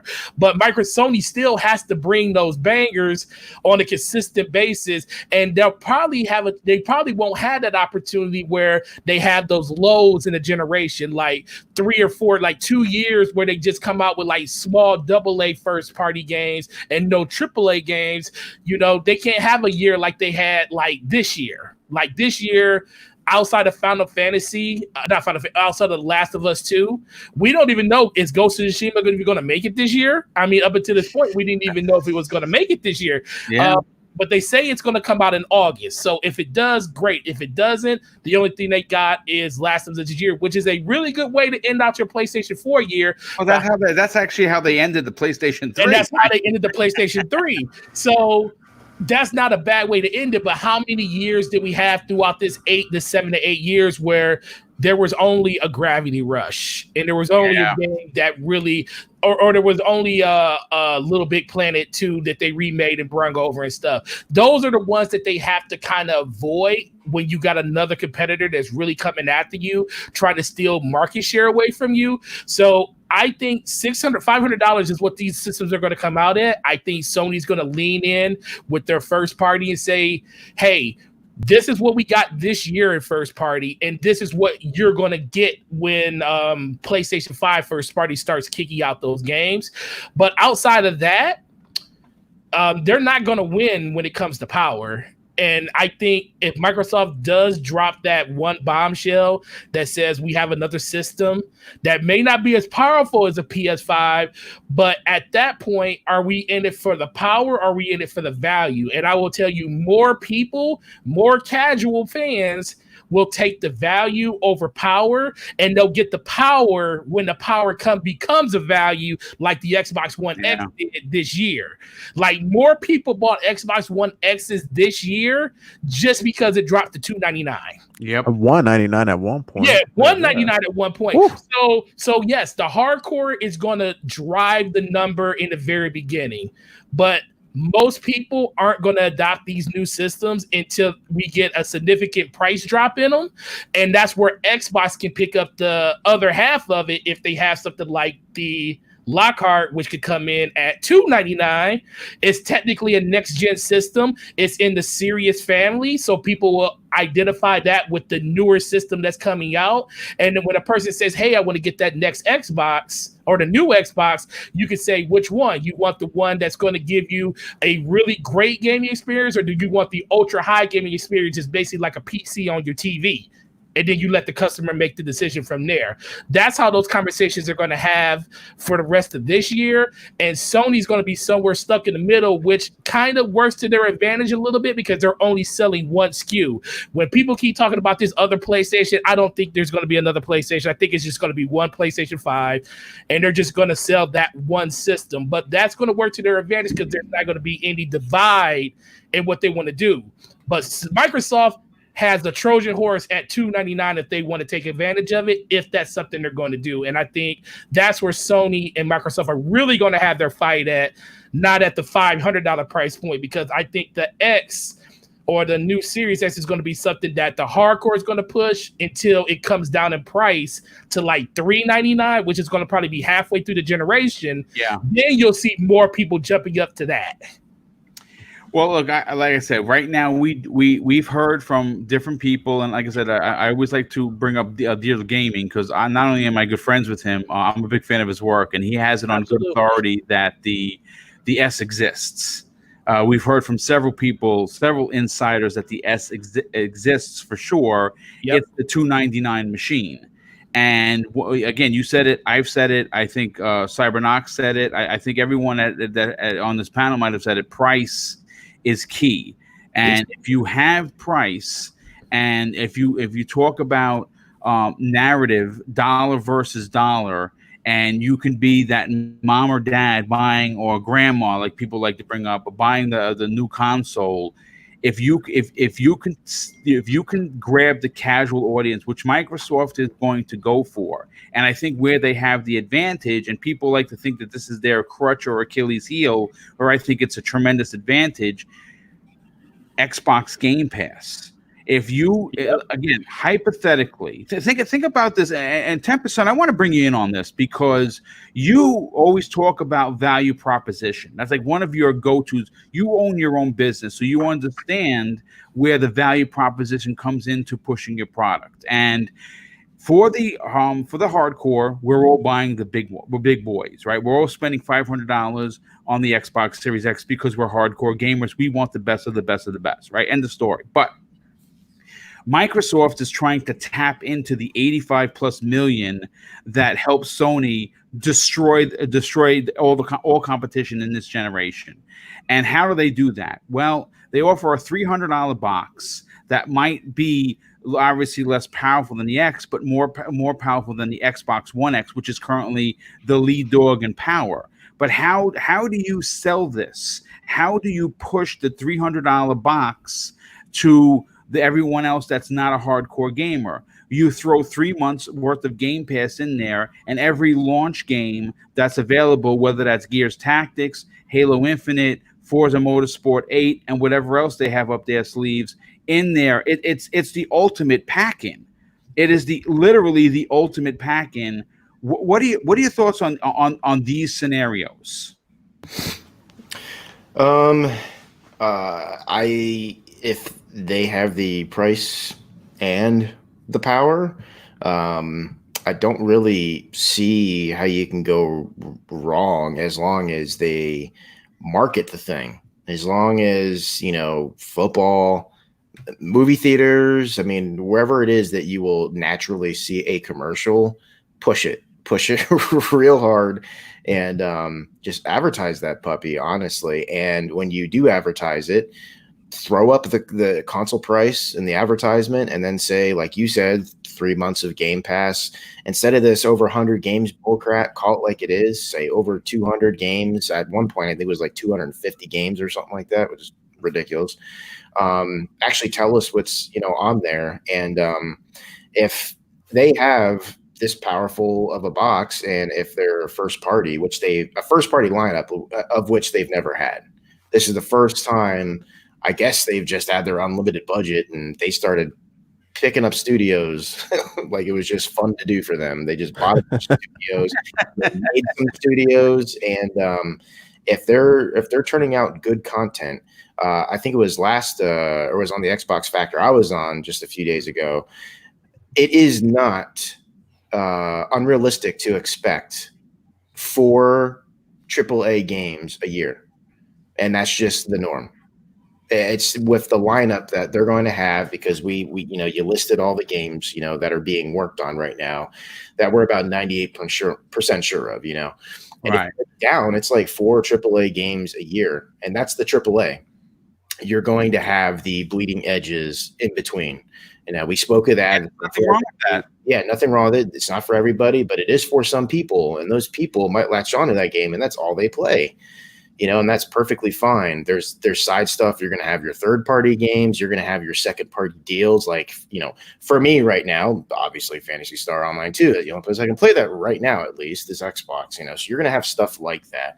And they just need to be more aggressive with their marketing. And if it's only 4 teraflops, as long as the CPU is strong and like dealer Cold Eastwood, I mean, anybody who knows anything, that 4 teraflops is going to give us currently more of a consistent output than the current One X is. And if it's only $299, they're going to sell tons of those things. Yeah, they are, dude. A ton of them. And it's a real thing. Game Pass is growing. It is absolutely growing. I don't care if it was $1 for a month, $1 for 3 months, free for a trial, however it is, people they still have it. Like all of my nephews, all of my friends, everybody I talk to that I game with on Xbox, they have Game Pass. Like everybody. I don't think I've really...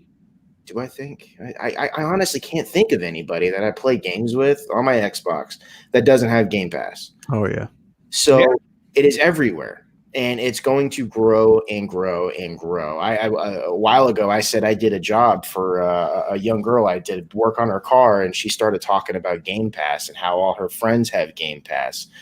And it's going to be the new thing. You're going to think of Game Pass. You're going to think of Xbox. And at the entry price of $299,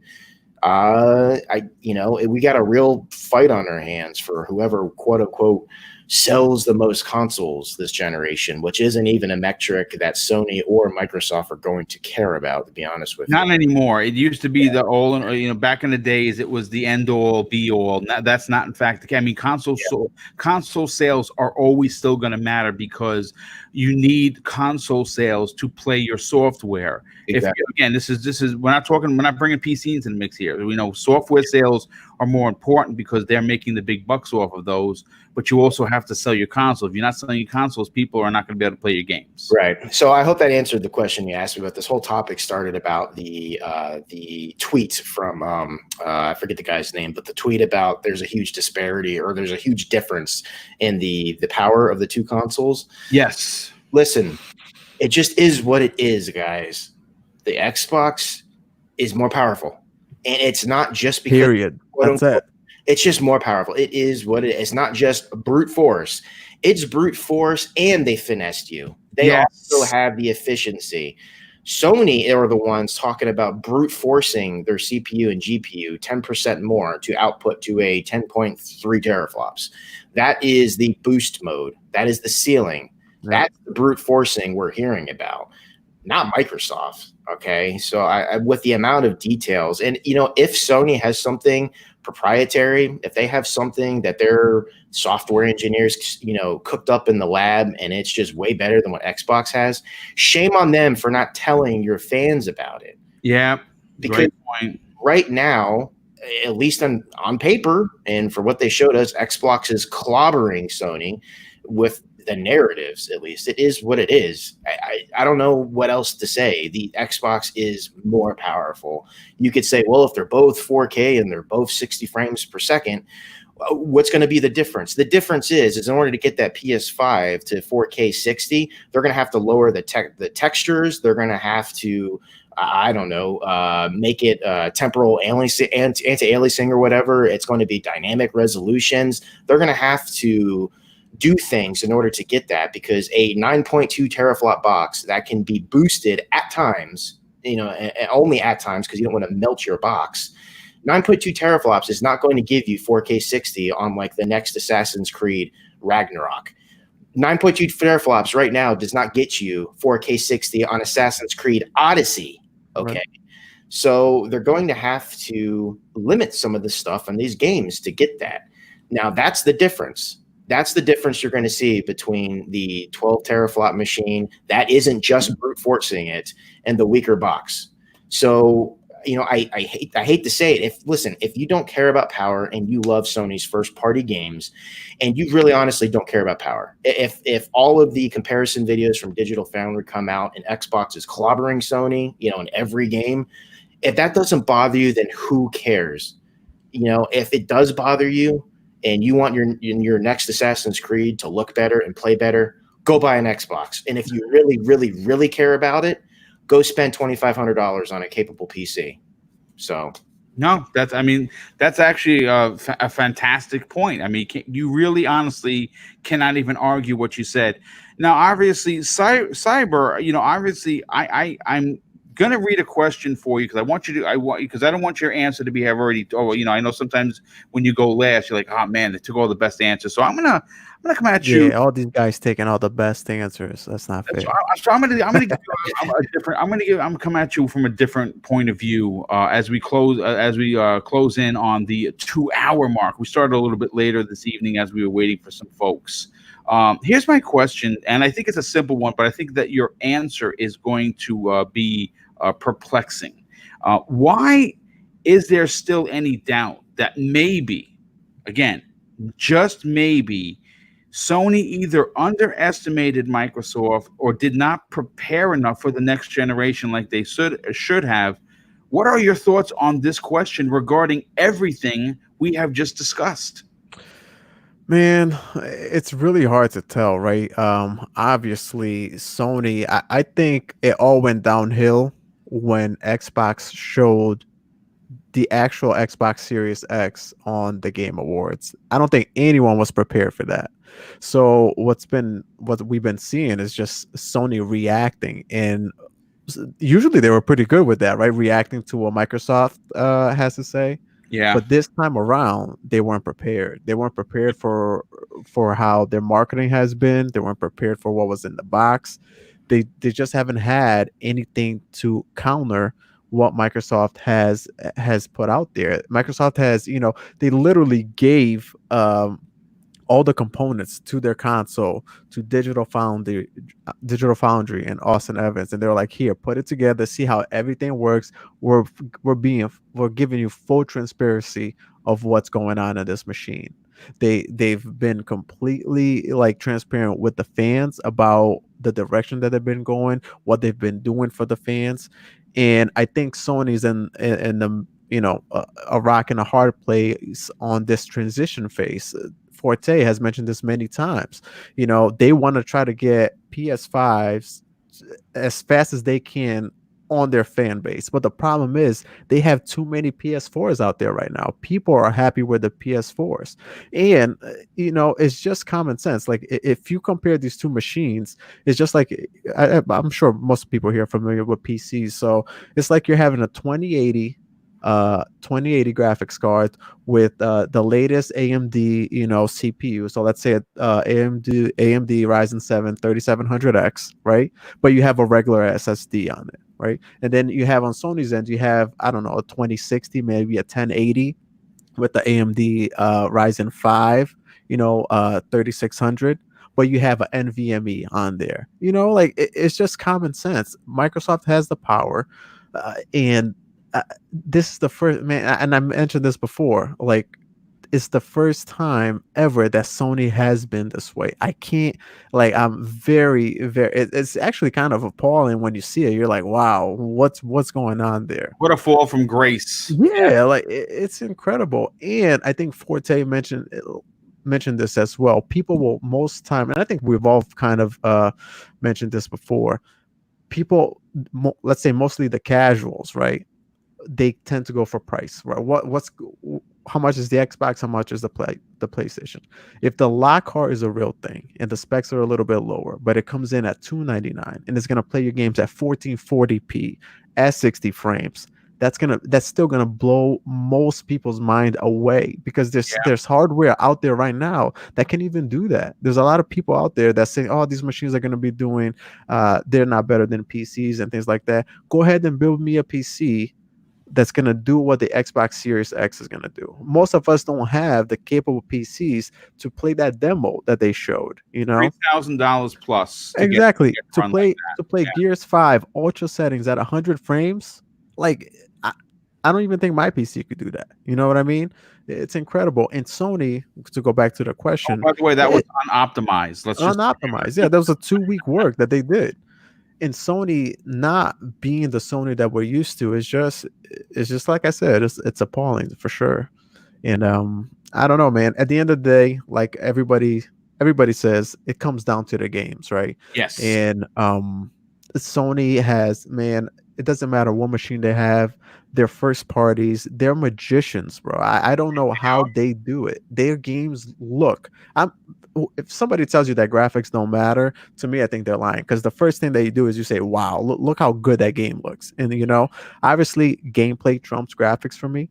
But you can't help but notice when something looks extremely good, extremely, pretty and graphically freaking the graphical fidelity or something is there.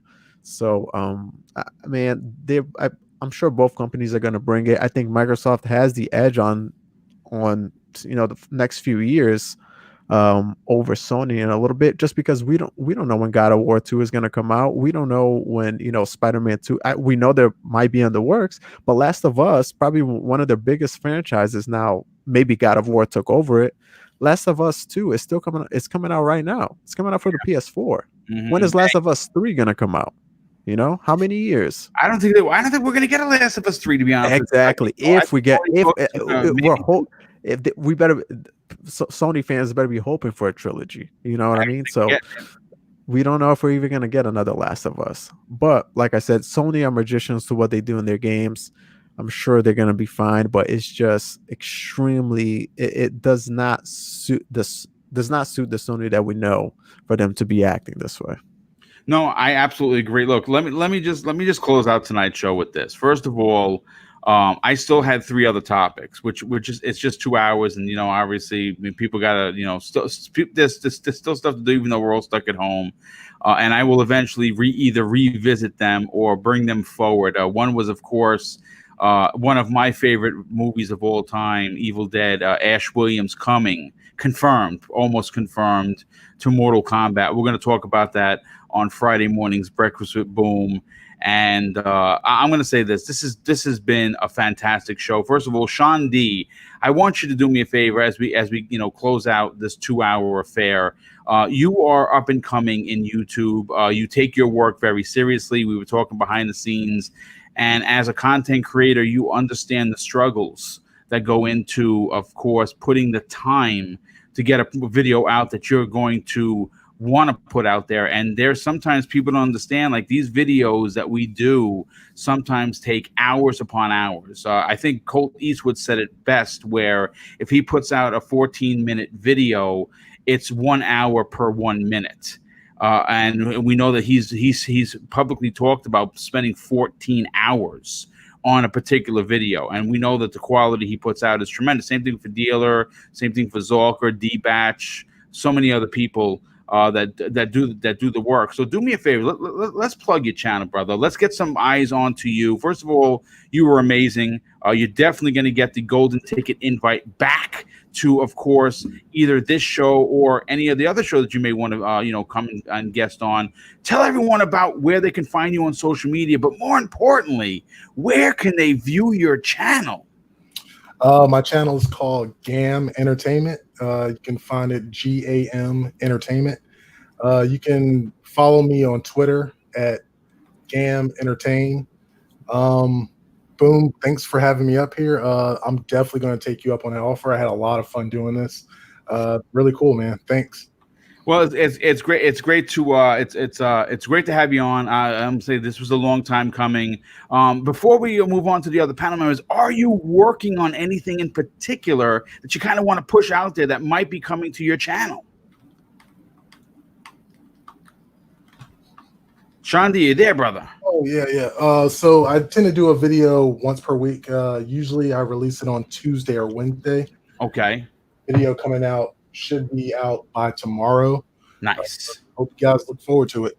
Excellent. Yes. Well, we will be definitely pushing that video. And Gaming Forte, the busiest man on the panel, who apparently has no time for anything but podcasting because you're on every show this side of Texas. Do me a favor, brother. Tell everyone where they can follow you on social media and check you out in all of the podcasting that you do weekly. Yeah, definitely. It's Gaming Forte on YouTube and Twitter, so check me out on there. It's the Basement Radio Podcast every Wednesday, 9 p.m. with Enrique B. Money, Slow-Mo Backslap, Eric Jackson, and the rest of the crew. Definitely check that out. And you can also check us out on Friday nights on Mooch's channel with Crossfire, and that's 7 p.m. every Friday night. And I know Boom's going to make his triumphant return to that show sooner or later again. But as always, sorry I made it late to the show, but I'm glad I made it for the second half of it, and it was always a great show being with you guys. Well, thanks for being here doing that. Sorry, you got to go back to work. Boo! But you know what? We eventually got the gaming out of it. Yeah, no, absolutely, for sure. Cybernox, let's get you on out of here, brother. Obviously, you are a gamer at your core. You bring a lot to the table. You haven't been able to put out much content because you have a little one that takes up much of your time, but you still find a way to be active on social media. So tell everyone where they can follow you on Twitter, but more importantly, check you out on the other works that you have. Yeah, absolutely. Thank you, Boom. It's always a pleasure coming here on Monday evenings and, talking again with everyone, everyone here, and, chatting with the chat. It's fantastic. I love coming here on Mondays. But yeah, Cybernox on Twitter, Cybernox on Xbox Live. Just hit me up anytime. Follow me there. If you see me on gaming and you want a game or something, just send me a message. Just send me a party invite. I'm always down. On YouTube, I'm actually working since I got a little bit more time now. I'm home, like most of us are. I'm working on my most anticipated games for the rest of this year. So yeah, it's taking a little time because I'm trying to do like everybody. I'm trying to put quality, not just rush something out there. So it's taking a little bit of time, but hopefully it'll pay off at the end. But yeah, man, it's always a pleasure being here. Yeah, and I can't wait till next Monday we'll have more topics. Just make sure you hit that like button, hit that subscribe button to Boom's channel. He's a great guy, always there for the community. And yeah, next week, Primetime Gaming. Well, yeah, next Monday the lead off topic, I can tell you right now, is going to be our impressions of Resident Evil 3. I know that Tempest's son is going to be chomping at the bit to jump on that. I can already inform you that that's going to be at least 40 minutes. Tempest's son, obviously, besides Phantasy Star Online 2, you are known as the assassin of the group, who, of course, has skills unmatched to anyone. We never got to the Call of Duty dysfunction that you believe, but I think we're going to revisit that. I want to do a little bit more. I want to write up an original topic. I just don't want to shoot from the hip because there are a lot of people enjoying Warzone, but there's a reason why you don't. So do me a favor, dude. Tell everyone where they can follow you on social media. And, of course, I'll say this like I say it all the time: get sniped by you on Xbox Live. My gamer tag is Tempest Sun, and I'm at the Tempest Sun on Twitter.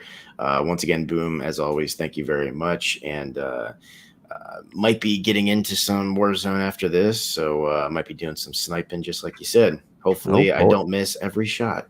Well, listen, the game looks great. I wish I can get into those types of games. And you know what? My online excitement will not return until I'm running around and dropping mechs from the sky in Titanfall 3, because that is where I've prestiged. I've put over 1,000 hours between the two, and I love Titanfall. Me too, man. Cannot get into Call of Duty Online. It's just not for me. Even Warzone, I tried it and I was terrible. And there's no mechs dropping, so it's not for me. Yeah. Anyway, I want to thank everybody for being here. I hope that you enjoyed. We filled 2 hours of your quarantined night in a proper manner. We also have the special edition episode of the Xbox Factor podcast going live tomorrow at noon with Zemi Games, Insipid Ghost, and Mr. Bad Bit will be making his return to Double Barrel Gaming to talk about everything Sony and Microsoft in the next generation and what will happen if one of those two are delayed. Wow, we have some real good theories. It's going to be a lot of fun. Plus a bunch of other, we got some new games coming to Game Pass and a few other Xbox theories for the future. So tune in tomorrow at noon if you're interested, of course. I want to thank everybody in the chat. You guys and gals were awesome as always. I know that the notifications are still not going out correctly. I've contacted YouTube, and I'm just not big enough for them to give a shit, to be honest with you. I mean, you know, it's just the way it is. But that's fine. You know what? This will eventually get to everyone. So if you don't mind, hit that thumbs up button. And, of course, tweet this out on social media. Let people know that you enjoyed the show and that we were live. And, of course, thank you to my panel for being here. It was great to work with you guys, and I certainly cannot wait to do it again. Take care, everyone. I want to wish everyone love, safety, and, of course, be careful out there. You know, watch the news, even though it's miserable and it's a terrible time to watch the news. You just got to be real careful about things. And, of course, I want to close out, especially at this time in the world, two things that my dad taught me when I was a kid. Number one, it doesn't cost anything to be nice. Remember that, folks. Remember, to be a good guy doesn't cost you a penny.